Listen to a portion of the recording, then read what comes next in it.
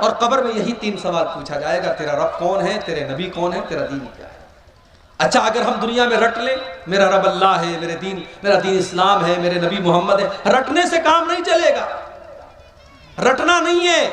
اگر آپ چاہتے ہیں کہ قبر میں آپ کے منہ سے صحیح جواب نکلے تو آپ کو اللہ والی زندگی گزارنی پڑے گی۔ اگر آپ چاہتے ہیں کہ قبر میں آپ کے منہ سے نکلے میرا دین اسلام ہے تو آپ کو اسلام پر چلنا پڑے گا، آپ کی زندگی اسلام والی ہوگی تب قبر میں صحیح جواب نکلے گا۔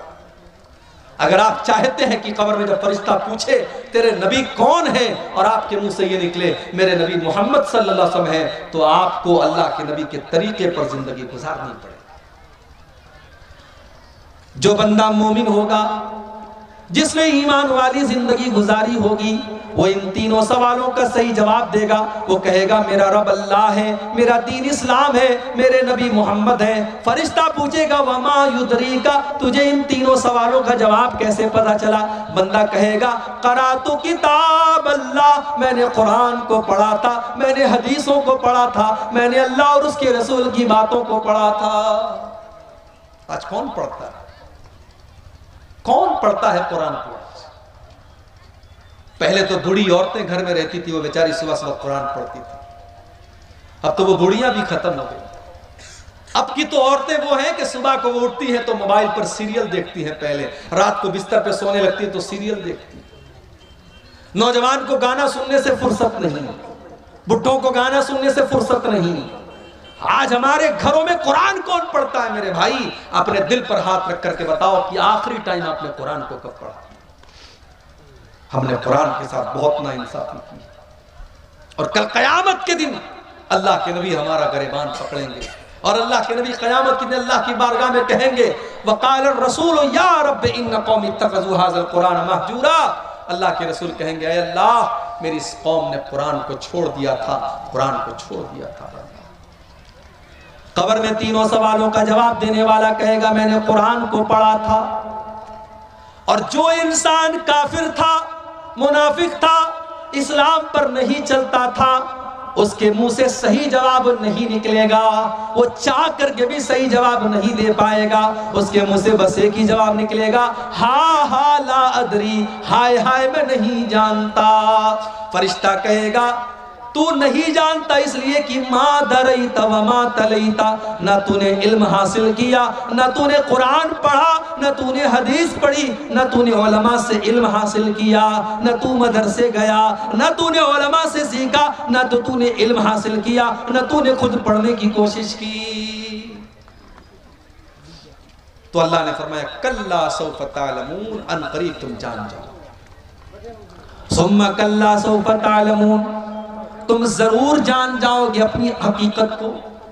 کلا لو تعلمون علم الیقین، میرے بندو اگر تم یقین کی نظر سے قبر کا منظر دیکھ لو تو اپنے مردوں کو دفنانا بند کر دو۔ اگر قبر کے اندر جو عذاب ہو رہا ہے اگر وہ عذاب ہماری آنکھوں کے سامنے آ جائے میرے بھائی تو کوئی اپنے باپ کو قبرستان لے کے نہیں جائے گا، کوئی اپنے بیٹے کو قبرستان لے کے نہیں جائے گا۔ اللہ کے نبی فرماتے ہیں کہ اگر مجھے اس بات کا ڈر نہ ہوتا کہ تم اپنے مردوں کو دفنانا بند کر دو گے تو میں اللہ سے دعا کرتا کہ وہ عذاب قبر کی آواز تم کو سنا، لیکن ہم سن لیں گے تو مردوں کو دفنانا بند کر دیں۔ کلا لو تعلمون علم الیقین، میرے بندو اگر تم یقین کی نظر سے قبر کے عذاب کو دیکھ لو، اللہ کے عذاب کو دیکھ لو تو تمہارا کیا حال ہوگا؟ لَتَرَبُنَّ الْجَحِيمِ، تم ضرور جہنم کو دیکھو گے۔ جہنم، ہائے ہائے، اب یہ پورا ایک ٹاپک ہے کہ جہنم کیسی ہے اور کیا ہے۔ کبھی انشاءاللہ آپ کے علاقے میں موقع ملا تو تقریر اس پر ہوگی کہ جہنم کیسی ہے۔ اتنا سمجھ لیجئے کہ تکلیف اور ٹارچر کی آخری حد ہے جہنم۔ جہنم وہ جگہ ہے جہاں آپ موت کی آرزو کریں گے مگر موت نہیں ملے گی۔ جہنم وہ جگہ ہے جو اللہ نے اپنے نافرمانوں کے لیے سزا کے طور پر تیار کر کے رکھی۔ کلما نضجت جلودہم بدلناہم جلودا غیرہا لیذوقوا العذاب. جب جہنمیوں کے چمڑے جہنم کی آگ میں جلنے لگیں گے تو ہم ان کے اوپر نیا چمڑا چڑھا دیں گے تاکہ بار بار جلنے کی تکلیف ان کو محسوس ہو. جہنمیوں کو آگ کا بستر دیا جائے گا، ان کو ایسا پھل دیا جائے گا جس کو کھانے کے بعد ان کا پیٹ انگارہ بن جائے گا، اس کو کڑوا کسیلا جہنمیوں کا پیپر مواد پلایا جائے گا. لَتَرَوُنَّ الْجَحِيمَ. میرے بندو تم جہنم کو ضرور دے. میرے بھائیوں، آج اگر دنیا میں کوئی جل جائے اس کی لاش کو دیکھ کر کے ہم برداشت نہیں کر سکتے. سوچو میرے بھائیوں، ہمارے بیٹے اور بیٹیاں جہنم کی آگ میں جلے، ہم یہ کیسے گوارا کر سکتے ہیں؟ ہماری بیوی ہمارا پریوار جہنم کی آگ میں جلے، ہم یہ کیسے گوارا کر سکتے ہیں؟ لَتَرَوُنَّ الْجَحِيمَ. میرے بندو تم ضرور جہنم کو دیکھو گے. ثُمَّ لَتَرَوُنَّهَا عَيْنَ الْيَقِينَ. تم یقین کی نظروں سے جہنم کو دیکھو گے. ثُمَّ لَتُسْأَلُنَّ يَوْمَئِذٍ عَنِ النَّعِيمِ. اور دنیا میں ہم نے جو نعمتیں دی ہیں ان نعمتوں کا تم کو قیامت کے دن حساب دینا پڑے گا. ایک واقعہ سنا کر کے بات ختم کر رہا ہوں، رات کافی ہو گئی. آپ کو اچھا کھانا مل رہا ہے، اچھے مکان میں آپ رہتے ہیں، آپ کے بال بچے تندرست ہیں، آپ کو اللہ نے اگر ان نعمتوں سے نوازا ہے، ان نعمتوں کا حساب اللہ کی بارگاہ میں آپ کو دینا پڑے گا. صحیح ابن حبان کی روایت ہے، ایک دن حضرت عمر فاروق اپنے گھر سے نکلے، دوپہر کا ٹائم تھا، گھر سے نکلے، راستے میں ابو بکر صدیق سے ملاقات ہوئی. ابو بکر صدیق نے پوچھا کہ اے عمر کیا بات ہے، دوپہر میں کیوں نکلے ہو؟ حضرت عمر نے سچ بات بتا دی، کہا کہ ما اخرجنی الا الجوع. اے ابو بکر کیا بتاؤں، بہت تیز بھوک لگی ہے، کئی دنوں سے کھانا نہیں کھایا ہے، میں بھوک سے پریشان ہو کر کے نکلا ہوں. حضرت ابو بکر صدیق نے کہا اللہ کی قسم، جس وجہ سے تم نکلے ہو اسی وجہ سے میں نکلا ہوں. میں نے بھی کئی دن سے کھانا نہیں کھایا ہے، میں بھی بھوک سے پریشان ہو کر کے نکلا. تھوڑی دیر کے بعد اللہ کے پیارے نبی نکلے، دیکھا کہ ابو بکر موجود ہے، عمر موجود ہے. اے ابو بکر، اے عمر کیا بات ہے، اتنی دوپہر میں کیوں نکلے ہو؟ دونوں نے کہا کہ اے اللہ کے نبی ہم بھوک سے پریشان ہو کر کے نکلے. آپ نے فرمایا اے ابو بکر، اے عمر، واللہ ما اخرجنی الا الجوع. میں بھی بھوک سے پریشان ہو کر کے نکلا ہوں. ہمارے پاس آج چین سے روٹی مل رہی ہے، چین سے چاول مل رہا ہے، کھا رہے ہیں، پی رہے ہیں. کتنی بڑی نعمت ہے میرے بھائی. یہاں اللہ کے نبی ہیں، ابو بکر ہیں، عمر ہیں، دنیا کے اللہ کے نبی ہیں، اور نبی کے بعد دنیا کی سب سے مہان دو ہستیاں ہیں، اور یہ تینوں لوگ بھوکے ہو کر کے نکلے ہیں. اللہ کے نبی نے کہا چلو ابو ایوب انصاری کے گھر چلتے ہیں. یہ ابو ایوب انصاری کون تھے؟ یہ وہی صحابی تھے جب اللہ کے نبی مدینہ پہنچے تھے تو آپ کی اونٹنی ان کے دروازے کے پاس بیٹھی تھی اور آپ نے انہی کے گھر میں قیام کیا تھا، اور یہ اللہ کے نبی کے میزبان تھے. اللہ کے نبی کی عادت تھی کہ روزانہ ابو ایوب انصاری کے گھر جاتے تھے اور ابو ایوب انصاری کچھ ناشتہ آپ کو کراتے تھے. دوپہر کا ٹائم تھا، اللہ کے نبی گئے، دروازہ کھٹکھٹایا، بیوی نے دروازہ کھولا، ام ایوب نے دروازہ کھولا، دیکھا کہ اللہ کے نبی اور ابو بکر اور عمر موجود ہیں. ام ایوب نے کہا مرحبا، خوش آمدید، ویلکم، سواگت. اے اللہ کے نبی آپ میرے گھر پر پدھارے ہیں، آپ میرے گھر پر آئے ہیں، یہ تو میرے لیے بڑی قسمت کی بات ہے. اے اللہ کے نبی آپ جلدی سے گھر میں تشریف لائیں. نبی اکرم نے پوچھا ابو ایوب انصاری ہیں گھر پہ؟ اے اللہ کے نبی وہ تو کھیت میں کام کر رہے ہیں.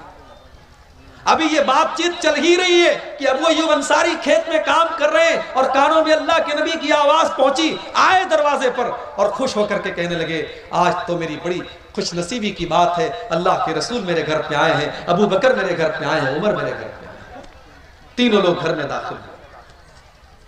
ابو ایوب انصاری نے پوچھا اے اللہ کے نبی آپ تو شام کے ٹائم آتے تھے، دوپہر کے ٹائم آپ نہیں آتے تھے، کیا بات ہے؟ اے ابو ایوب بہت تیز بھوک لگی ہے، کچھ کھانے کا لاؤ. اے اللہ کے نبی ابھی لاتا ہوں. جلدی سے دوڑے دوڑے گئے اور کھجوروں کی ہر ٹائپ کی کھجوروں کا گچھا توڑ کے لے آئے. کچھ پکی کھجوریں تھی, کچھ کچی کھجوریں تھی, کچھ تر کھجوریں تھی, کچھ سوکھی کھجوریں تھی. ساری کھجوروں کا گچھا لے کے آ گئے. ٹھنڈا ٹھنڈا پانی لے کے آ گئے.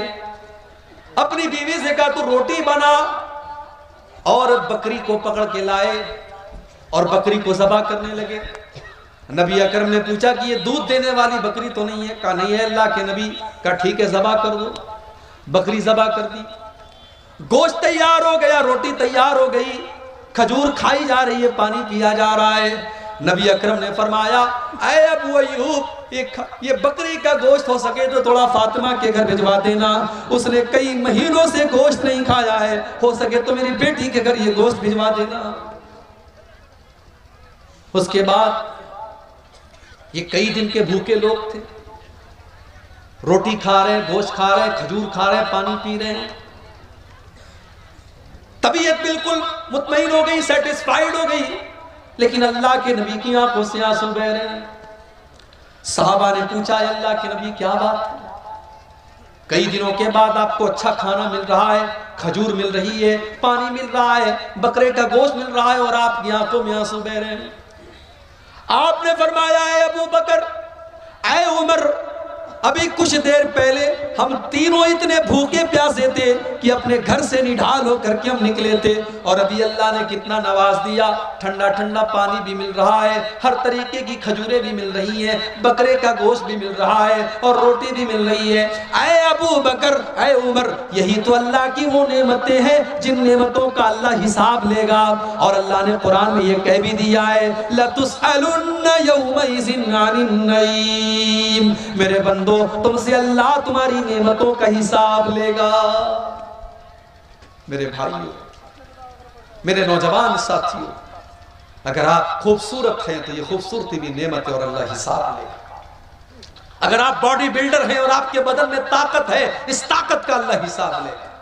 اگر آپ پورے گاؤں میں سب سے زیادہ پیسے والے ہیں اور آپ کے پاس دولت ہے, اس دولت کا اللہ حساب لے گا. اگر آپ بال بچے والے ہیں اور آپ کے بہت سارے بچے ہیں اور سب تندرست ہیں, خوشحال ہیں, ان بچوں کا بھی اللہ حساب لے گا.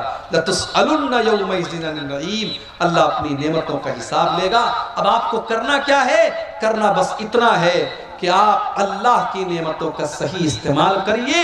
اللہ نے جو نعمت بھی آپ کو دی ہے, چاہے وہ علم کی شکل میں ہو, وہ دولت کی شکل میں ہو, وہ طاقت کی شکل میں ہو, حکومت کی شکل میں ہو, آپ اس نعمت کا صحیح استعمال کیجئے. اس کو ایسی جگہ استعمال کیجئے جہاں اللہ راضی ہوتا ہو.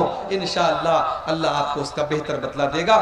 یہ سورہ تکاثر کی آیات کی چند تفسیر میں نے آپ کے سامنے تھوڑی سی مختصر تفسیر آپ کے سامنے پیش کی ہے. اللہ سے دعا ہے رب العالمین ہم سب کو اپنی زندگی میں آخرت کی تیاری کرنے کی توفیق عطا فرمائے. اللہ موت کے بعد کی زندگی کی بھی ہم سب کو تیاری کرنے کی توفیق عطا فرمائے. آمین.